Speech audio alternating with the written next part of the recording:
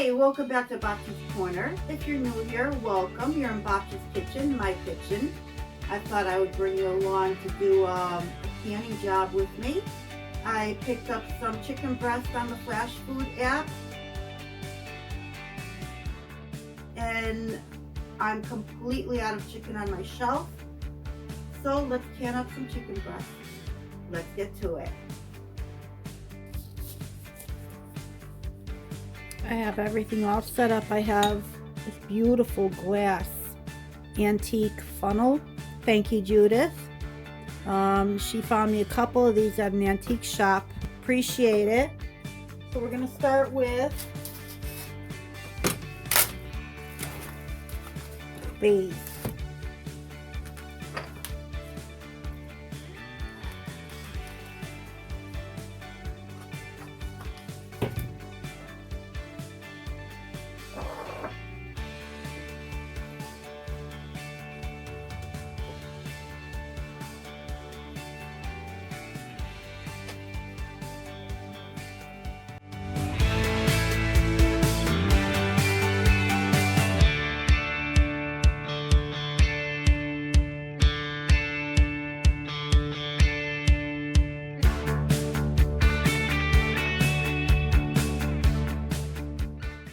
I think I'm just going to do one breast per jar. I'm not going to pack them very tightly. I'm not adding any liquid to this, so there's nothing to debubble. And so I'm just going to go with it. One breast per jar.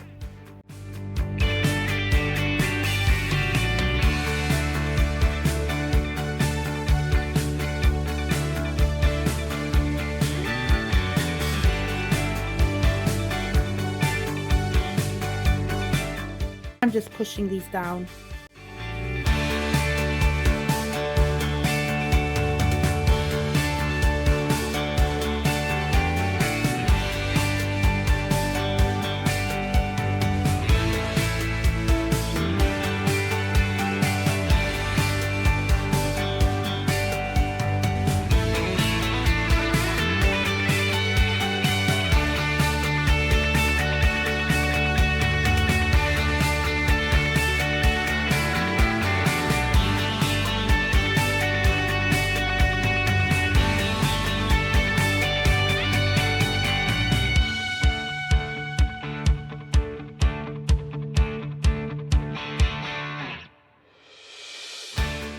Okay, I have one extra, so I'm going to split it up between all of these jars.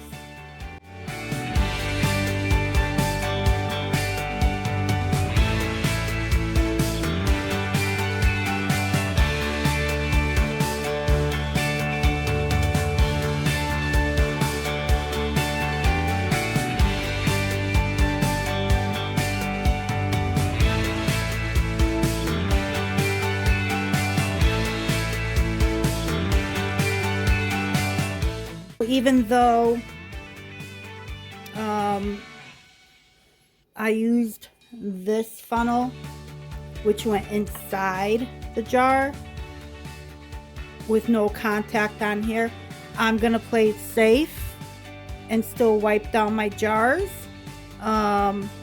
with vinegar. The regular jars will be the rim will be wiped. The old-fashioned jars, this part, the side of it will be wiped because that's where the rubber seal is going to go. I'm going to teach you how to can in old-fashioned glass top jars.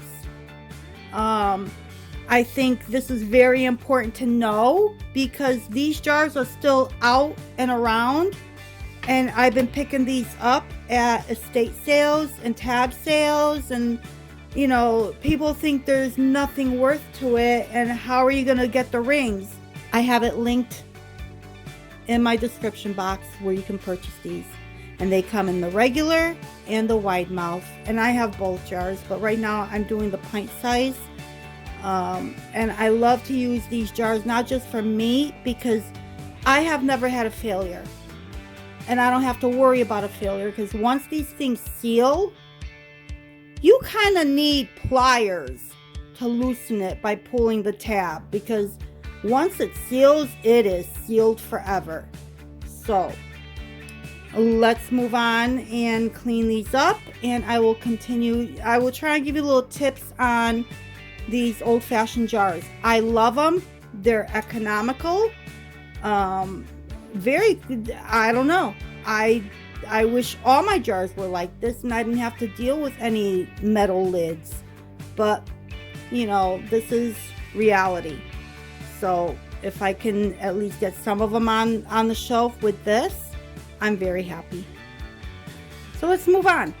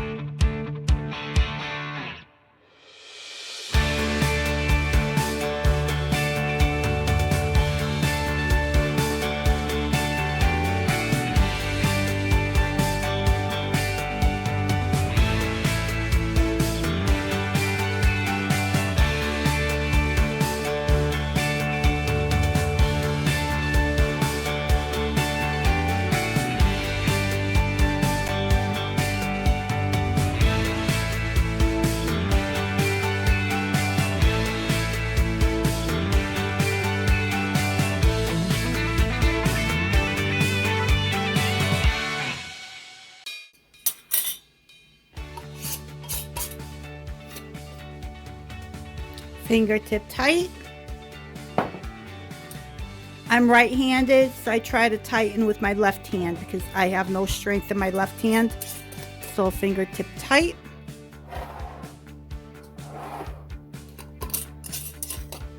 Fingertip tight. So now let's get to these old-fashioned jars. There's a trick to this. Very easy trick. As long as you remember to do this the way I'm telling you, you will not have any problems. Let me show you what the company looks like that I order from Amazon from. So this is the company I order from for these old-fashioned jars. This is for the wide mouth. I have both. Whenever I have friends out there that go tab sealing, thank you Judith and Ricardo again, and when they see these jars, they pick these up for me because I know for a fact these are such a better quality than these. So let me show you how to deal with these. And these are reusable. So I've already used it one time. I made a mark on it. So this is my second time using it. I don't see any other marks. So after I can it, I'll mark it again. And what I will do is I'm just putting the seal on the lip right here, like that. Okay. And I am putting my lid, but I'm making sure my lid is lined up where I can sort of lock it. I'm not really going to lock it per se until after the processing time. So right now I'm doing a simple light lock. This is up, and I'm going to keep this up because this is the actual lock for this. So let me do another one. This one's brand new.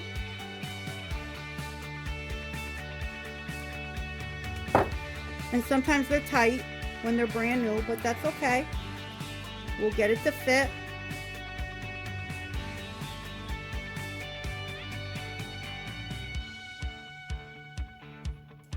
there. I just press it down with my nails into the groove. You don't need nails. You can do your fingers too. So let's do one more.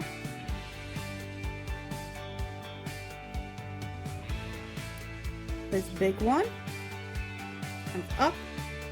It clicks in. This stays up. This is the lock.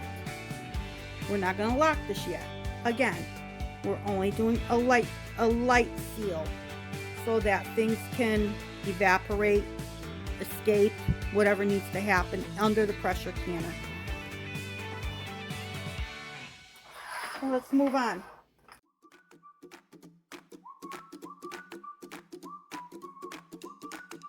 One more thing. When positioning this, make sure when you position this tab, position it in a place you can actually grab it. Because there are some areas that you really, if it's on this side, it'll be difficult to grab. So make sure your tab is on where it's easy to grab. As you see, I didn't do it properly on this side. So now when I go to, well, it might be a little hard once I unlock it. It might be a little hard to pull the tab, but I try to make sure it's easily accessible.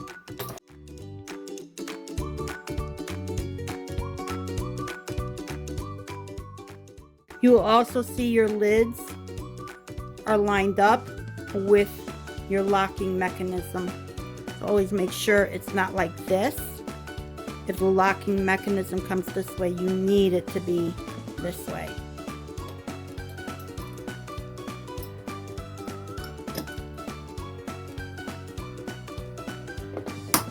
See? Just like that. So let me get my canner. We'll get that ready. And we'll move on to putting these in the canner. And what I do with these once they're done. I'm filling my Barton pressure canner. That was 4 cups. That's 8 cups. 12 cups. I want to make sure I have enough water in here to go an hour and 15 minutes without evaporating. So I'm going to add one more. It says not to go over half. So I'm going to add 4 more. So I'm going to do 16 cups. So that's 16 cups. That's perfect. Everything's cold. These are not locked. They're just lightly snapped on. So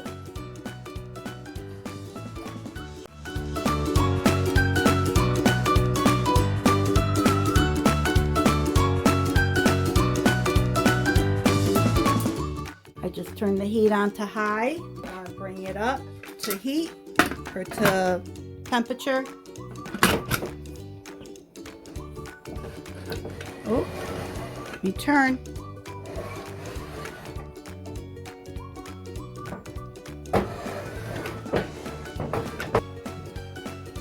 I have to admit, this is not one of my favorite canners, but it's my favorite for small batch. I'll bring you back when this is up, when this is all done. Okay, so this has been going for, I set it for an hour and 15 minutes, so it's 75 minutes, and we have 49 minutes left to go. It's at 10 pounds of pressure. So we're almost there. Thank goodness, it's been a long day. Okay, I'll see you in a bit. Okay, so the canner is down to 0. I'm gonna open up the vent.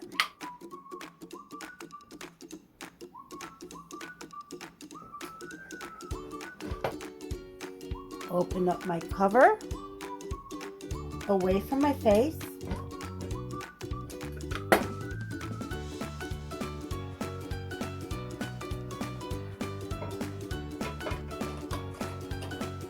I'm going to pull these out first. As you see,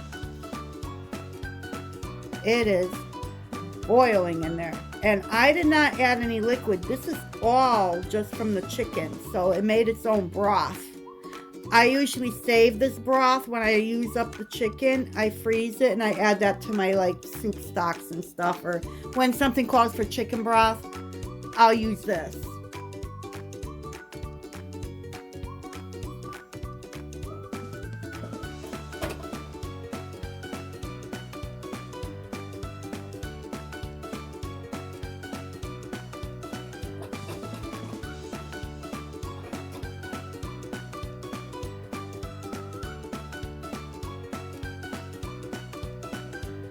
Okay, now I'm gonna show you how to use these old-fashioned jars. Okay, I'm gonna bring you in closer so you can see what I'm gonna do. Okay, so we are, see if I can do it with my gloves, because this is a little hard to do. I'm gonna hold this down. And at this point is where I'm going to lock it in, just like that, until it comes completely cooled down, kind of like with the others. I'll, wait 24 hours or wait until tomorrow before you unlock anything. So it's going to be the same concept. Once everything has cooled down, then you unlock. I'll bring you back at that time, but right now we are just going to lock those down.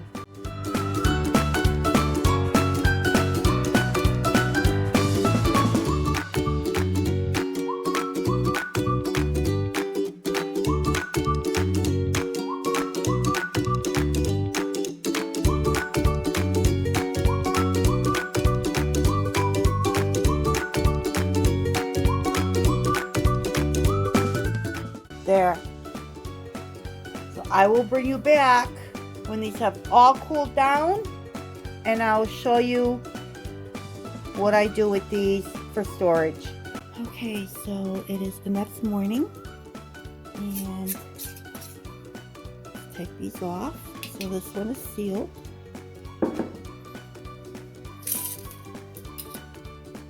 That one is sealed. Oh, this one did not seal. So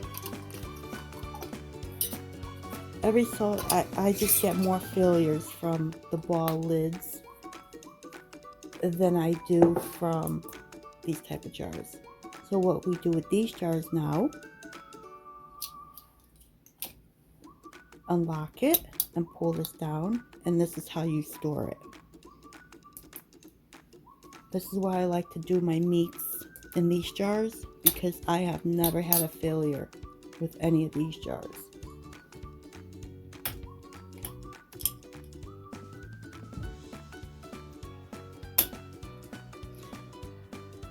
So thank you once again for joining me at Bobji's Corner and Bobji's Kitchen, where I showed you how I can my chicken for my shelf. So hope to see you soon. Until next time.